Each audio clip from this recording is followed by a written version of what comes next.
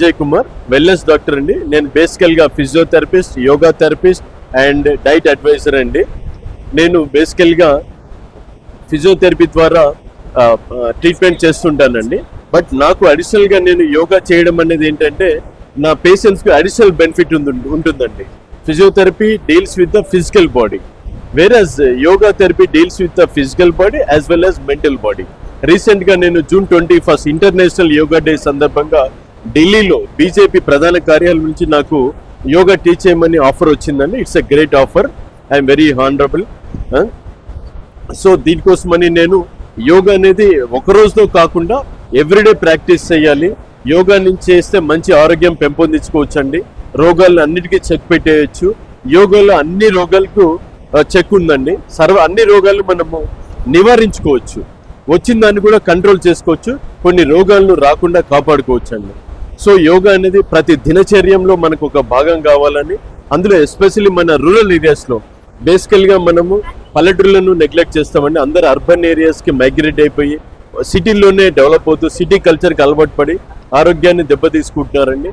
So దీని నుంచి ఏంటంటే ప్రతి ఊర్లో కూడా యోగా ప్రాక్టీస్ చేసుకోవాలి, మంచి ఆహారపు అలవాటు చేసుకోవాలి, మంచి దినచర్య ప్రాక్టీస్ చేసుకోవాలి. దీని ద్వారా ఏంటంటే మంచి ఆరోగ్యం పెంపొందించుకోవచ్చండి.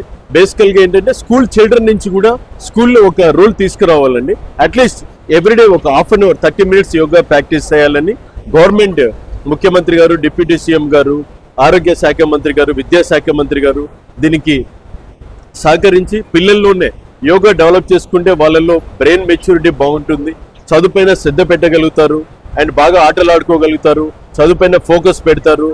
దేశ యువత మన భావి తరాలకు మంచిదండి. దేశానికి ప్రగతికి ఉన్నతిగా తీసుకెళ్ళడానికి ఇప్పుడు make in India, make health in India, విశ్వమంతా కావాలి యోగమయం అనే నినాదంతో నేను బయలుదేరానండి.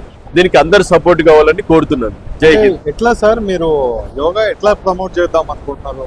ఏం లేదండి, ప్రతి రోజు ఒక్కొక్క ఊరి వీక్లీ వన్స్ ఒక విలేజ్ అనుకున్నానండి. ఒక విలేజ్కి వెళ్ళి ఒక 1 hour సెషన్ ఆ ఊరికి సంబంధించిన పెద్ద మనుషులు ఆ ఊరికి గ్రామ ప్రజలు ఒక 1 session మోటివేషన్ కార్యక్రమం చేపడతానండి. సో వాళ్ళకి యోగా ద్వారా బెనిఫిట్ చెప్తూ ఎలాగ జబ్బులను నివారించుకోవచ్చు, రాకుండా కాపాడుకోవచ్చు అనే దానిపైన సెషన్ తీసుకుంటూ అట్లా విలేజ్ నుంచి మోటివేట్ చేసుకుంటూ వెళ్తానండి. నాకు ఎంత వీలైతే అంత చేసుకుంటూ వెళ్తానండి. డెఫినెట్గా ఇది సక్సెస్ అవుతుందని ప్రధానమంత్రి నరేంద్ర మోడీ గారి కోరిక మేరకు విశ్వమంతా కావాలి యోగమయం అనే నినాదంతో బయలుదేరానండి. జై హింద్ అండి. Thank you sir. ఒక చిన్న క్వశ్చన్ కూడా ఉంది.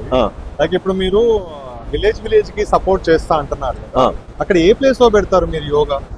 ఎన్ని మండల స్కూల్లో కానివ్వండి, పంచాయతీ ఆఫీస్లో కానివ్వండి, ఎవ్రీ విలేజ్ లో there is a Panchayat office అనే ఒకటి ఉంటుందండి.